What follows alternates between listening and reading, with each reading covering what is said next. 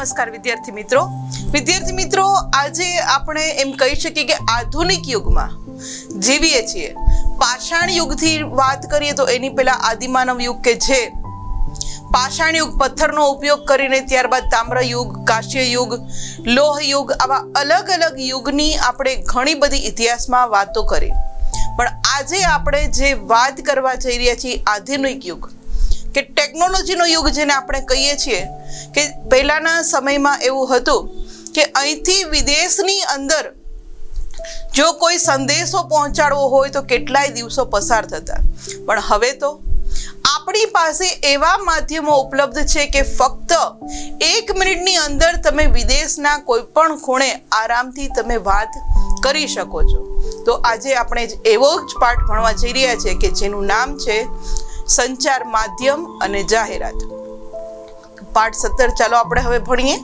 વિદ્યાર્થી મિત્રો, સૌપ્રથમ વાત કરીએ તો આપણે જાણીએ છીએ કે માનવી છે એ એક વિચારશીલ સામાજિક પ્રાણી છે, કારણ કે આપણે પ્રાણીઓ જ છીએ, પણ ભગવાને કુદરતે આપણને બુદ્ધિ બક્ષી છે કે જેથી આપણે બીજા પ્રાણીઓ કરતા ઉચ્ચ કક્ષાના છીએ। એટલે કે માનવી છે એક એવું પ્રાણી છે કે જે વિચારી શકે છે, પોતાની બુદ્ધિ ક્ષમતા પ્રમાણે પોતે કાર્ય કરી શકે છે, અને બુદ્ધિ એને મળેલી સૌથી મહત્વની ભેટ છે। કારણ કે બીજા કોઈ પ્રાણીઓને આપણે જોઈએ કે એનો બુદ્ધિનો પ્રમાણે એનો વિકાસ કરીને આગળ આવ્યા એવું દેખાતું નથી। એ લોકો પહેલાના સમયથી જે રીતે પ્રાણી પક્ષીઓ જીવે છે એ જ રીતે જીવે આવ્યા છે, પણ માનવ જ એક એવો બુદ્ધિશાળી છે કે જેણે ધીમે ધીમે પોતાના બુદ્ધિ વિકાસની સાથે સાથે પોતાનો પણ વિકાસ કર્યો। એટલે કુદરત તરફથી મળેલી બુદ્ધિ જે છે એ વિદ્યાર્થી મિત્રો સૌથી મહત્વની ભેટ ગણાય છે, જે આ ઇમેજની અંદર આપણે જોઈ શકીએ કે ભગવાને આપણને સૌથી મહત્વની ભેટ આપેલી છે।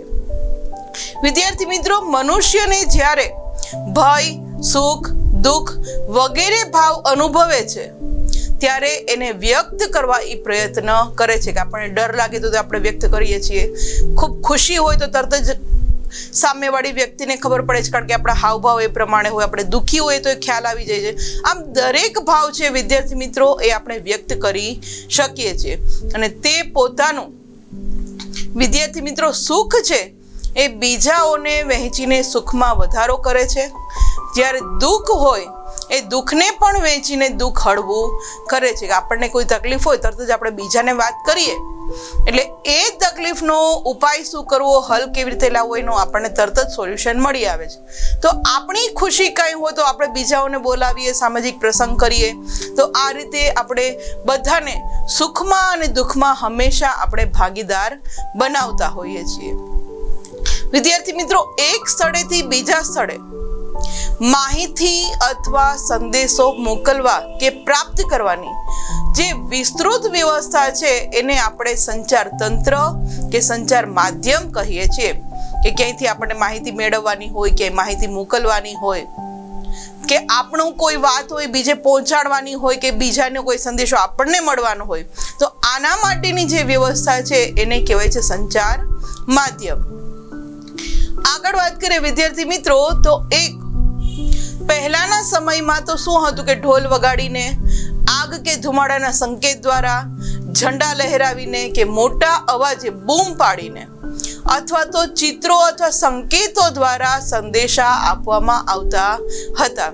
કે પહેલાના સમયમાં તમે જુઓ કે આદિવાસી લોકોનું જ્યારે જીવન જીવતા હતા બધા, ત્યારે તો એને કંઈ પ્રોબ્લેમ થાય તો એવો કોઈ વ્યક્તિને પ્રોબ્લેમ થાય એટલે તરત જ એને ખબર પડે કે ભાઈ કોઈ આક્રમણકારી આવે છે, કોઈ મુસીબત આફત આવે છે, તો તરત જ એ પોતાનો ઢોલ લઈને વગાડવા માંડે, એટલે બધા છે એ એની રિધમ ઉપરથી ખબર પડી જાય કે ભાઈ કઈ રીતની રિધમ વાગે છે, તો શું મુશ્કેલીનો ઢોલ વાગે છે, કોઈ ખુશીનો ઢોલ વાગે છે, તો આ રીતે ઢોલ વગાડીને અથવા તો લાકડું સળગાવીને આગ કરી ધુમાડો કરીને પણ એ ધુમાડો ઉપર જાય એટલે આજુબાજુમાં રહેતા બીજા લોકોને ખબર પડી જાય કે ભાઈ કંઈક તકલીફ થઈ છે, અથવા તો ઝંડો લહેરાવીને, તો આ રીતે બૂમો પાડીને અથવા તો કોઈ પણ રીતે પોતાનો સંદેશો છે બીજા સુધી પહોંચાડતા હતા। કારણ કે ત્યારે એ સમયે અત્યારે આપણે જે લેટેસ્ટ ટેકનોલોજીના અલગ અલગ માધ્યમોનો મોબાઈલ છે, ટેલિફોન છે, આ બધા ઉપયોગ કરીએ છીએ ત્યારે નહોતા।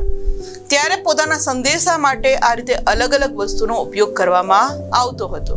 આમ વિદ્યાર્થી મિત્રો, ભાષા સાથે ચિત્રલિપિનો પણ વિકાસ શરૂ થયો હશે અને તે રીતે સંદેશો પહોંચાડવામાં આવતો હશે કે જે આ ઇમેજની અંદર આપણે જોઈએ છીએ કે સંદેશો આ મેડમ જે આપણને દેખાય છે ગ્રીન ઝંડી, તો એ શું બતાવે છે?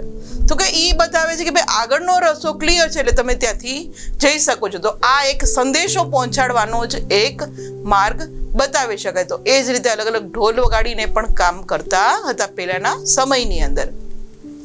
વિદ્યાર્થી મિત્રો, કેટલીક વખત છે એ પ્રાણીઓ અને પક્ષીઓને સંદેશો પહોંચાડવા માટે ઉપયોગમાં લેવાતા હતા. એના માટે આપણે કબૂતરની તો ખબર જ છે કે કબૂતર એક એવું પક્ષી છે કે જે દિશા જાણનારું છે. એટલે પહેલાના સમયની અંદર સંદેશો પહોંચાડવા માટે સ્પેશિયલ કબૂતરો પાડતા અને આ કબૂતરને સંદેશો આપી અને એને પહોંચાડતા હતા. આ રીતે પ્રાણીઓનો ઉપયોગ થતો હતો. વિદ્યાર્થી મિત્રો, શરૂઆતની વાત કરીએ તો શરૂઆતમાં પરિવહનના જે સાધનો હતા, સંચારના જે સાધનો હતા, એ કેવા હતા? તો કે એકદમ સરળ હતા અને એ માટે જ પરિવહન માટે, સંદેશા માટે તો પ્રાણીઓ અને પક્ષીઓનો જ ઉપયોગ થતો હતો. જે આ ઇમેજની અંદર આપણે વાત કરીએ છીએ કે આ રીતે પક્ષીઓનો ઉપયોગ કરી અને સંદેશો પહોંચાડવામાં આવતો હતો.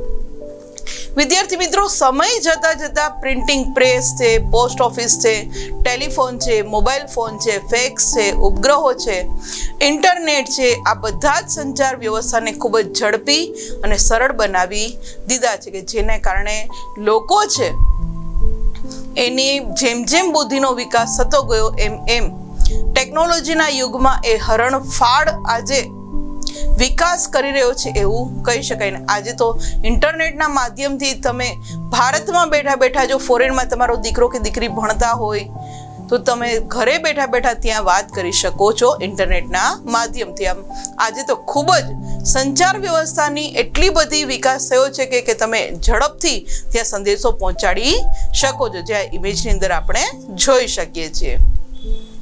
વિદ્યાર્થી મિત્રો, વિજ્ઞાન અને ટેકનોલોજીના ક્ષેત્રમાં વિકાસ કરવા સંચાર મહત્વનો ફાળો આપ્યો છે. સંચારે છે એ મહત્વનો ફાળો આપ્યો છે વિજ્ઞાન અને ટેકનોલોજીના ક્ષેત્રની અંદર. સંચારના માધ્યમોને કારણે સમયની દ્રષ્ટિએ દુનિયા નાની થઈ ગઈ છે. પહેલા આપણને વિશ્વથી મોટું લાગતું, પણ આજે છે એ આ વિજ્ઞાન અને ટેકનોલોજીના ક્ષેત્રમાં એટલો બધી વિકાસ થયો અને સંચારના માધ્યમો એટલા બધી આપણે ઝડપી વિકાસ કર્યા છે કે જેને કારણે આજે દુનિયા આપણને એક નાનું ગામ બની ગયું હોય. કારણ કે આપણે ઘરે બેઠા દુનિયાની કોઈ પણ પરિસ્થિતિ જોઈ શકીએ છીએ, વાત કરી શકીએ છીએ, ઘટનાઓ વિશે માહિતી મેળવી શકીએ છીએ. આમ દુનિયા છે હવે નાની થઈ ગઈ હોય એવું આપણને લાગે છે. આ ઇમેજમાં જે આપણે અલગ અલગ વિજ્ઞાન અને ટેકનોલોજીના ક્ષેત્રમાં વિકાસ કરી અને સંચાર માધ્યમોનો આપણે જે ઉપયોગ કરીએ છીએ એ આપણે જોઈ શકીએ છીએ. વિદ્યાર્થી મિત્રો, આધુનિક સંચાર તંત્રે પૂરા વિશ્વને એક વૈશ્વિક ગ્રામમાં ફેરવી નાખ્યું છે. જાણે એક વૈશ્વિક ગ્રામ હોય એ રીતે આપણને લાગે છે કે વિશ્વ એક હવે ગામ બની ગયું છે. વર્તમાન સમયમાં વિદ્યાર્થી મિત્રો, આર્થિક વિકાસ અને આધુનિક સંચાર તંત્ર પર આધારિત છે. કારણ કે આપણે હવે દિવસે ને દિવસે નવું શોધ કરતા જઈએ છીએ. આમ વર્તમાનમાં આર્થિક વિકાસ છે શેના આધારે છે? તો કે આધુનિક સંચાર તંત્રને આધારે. એનું કારણ શું? કારણ કે આધુનિક સંચાર તંત્રની અંદર જે આપણે નવી ટેકનોલોજી લાવ્યા છે કે જેના કારણે હવે આર્થિક એટલે લોકો એનો વેપાર કરે છે, ઉદ્યોગ કરે છે, નવા નવા કારખાનાઓ સ્થાપે છે આ બનાવવા માટે, જેને કારણે આજે આર્થિક વિકાસ પણ થતો આવ્યો છે. પહેલાના સમયમાં જે આ યુઝ થતા હતા પણ હવે તો એનું સ્થાન છે એ મોબાઈલ ફોને લઈ લીધું છે, ઇન્ટરનેટે લઈ લીધું છે કે જેના કારણે હવે આમનો પણ ઉપયોગ હવે ઓછો થતો જાય છે. વિદ્યાર્થી મિત્રો, આપણે પૃથ્વીની સપાટી પર કે અવકાશમાં જે પણ બનતી ઘણી ઘટનાઓ છે એ જીવંત જોવા માટે પણ હવે સક્ષમ બન્યા છે. કે પહેલાના સમયમાં એવી વ્યવસ્થા નહોતી કે અવકાશની અંદર જે કંઈ ઘટનાઓ બને છે તો એ આપણે જોઈ શકીએ. પણ આજે ટેકનોલોજીના યુગમાં આપણી પાસે ટેલિસ્કોપ એવા છે, એવા સાધનો છે કે એવા ઉપગ્રહો આપણે અવકાશની અંદર તરતા મૂક્યા છે કે અવકાશની અંદર કાંઈ પણ એવી ઘટના બને તો તરત જ આપણે એનું જીવંત પ્રસારણ છે એ આપણે ઇન્ટરનેટના માધ્યમથી જોઈ શકીએ છીએ. ને કોઈ પણ દેશના વિદ્યાર્થી મિત્રો આર્થિક, સામાજિક, રાજકીય તથા સાંસ્કૃતિક વિકાસની સાથે સાથે સંચાર તંત્ર છે એ રાષ્ટ્રીય એકતા અને અખંડિતતાને જાળવી રાખવા માટેની મહત્વપૂર્ણ ભૂમિકા ભજવે છે. કારણ કે જો આપણે આપણા દેશનો વિકાસ કરવો હોય, સામાજિક વિકાસ કરવો હોય, રાજકીય વિકાસ કરવો હોય તો એના માટે આ સંચાર તંત્ર છે એ ખૂબ જ મહત્વની ભૂમિકા ભજવે છે, જે આ ઇમેજની અંદર આપણે જોઈ શકીએ છીએ. વિદ્યાર્થી મિત્રો, ભારત જેવા વિશાળ દેશમાં, કારણ કે આપણો ભારત દેશ વિશ્વની દ્રષ્ટિએ જોઈએ તો ભૂપૃષ્ઠમાં ક્ષેત્રફળની દ્રષ્ટિએ વિશ્વમાં 7મું સ્થાન ધરાવે છે, પણ આપણે વસ્તીની દ્રષ્ટિએ જોઈએ તો વિશ્વમાં આપણું બીજું સ્થાન છે. ચીન પછી આપણો બીજો નંબર છે. તો ભારત છે આ વિશાળ દેશ છે, અને ભારત જેવા વિશાળ દેશની અંદર પૂર છે, દુષ્કાળ છે, ભૂકંપ છે, ચક્રવાત છે, સુનામી છે, આવી કુદરતી આપત્તિઓ અને માનવ સર્જિત આપત્તિઓ છે એની વ્યવસ્થાપન અને વિકસિત સંચાર તંત્ર વિના શક્ય બને એવું નથી. કારણ કે આટલા મોટા વિશાળ દેશની અંદર જો આવી કોઈ કુદરતી આપત્તિ આવે કે માનવ સર્જિત આપત્તિ આવે તો જો સંચાર માધ્યમ, આપણું સંચાર માધ્યમ છે એ સારું હશે, વિકસિત હશે તો તરત જ આપણને એની માહિતી છે એ લોકો સુધી પહોંચી શકે. એટલે આપણો જો વિકાસ કરવો હોય તો આ સંચાર માધ્યમને, સંચાર તંત્રને એ આપણે ખૂબ જ ઉપયોગી થઈ પડે છે, જે આ ઇમેજની અંદર આપણે જોઈ શકીએ છીએ આપણું સંચાર માધ્યમ.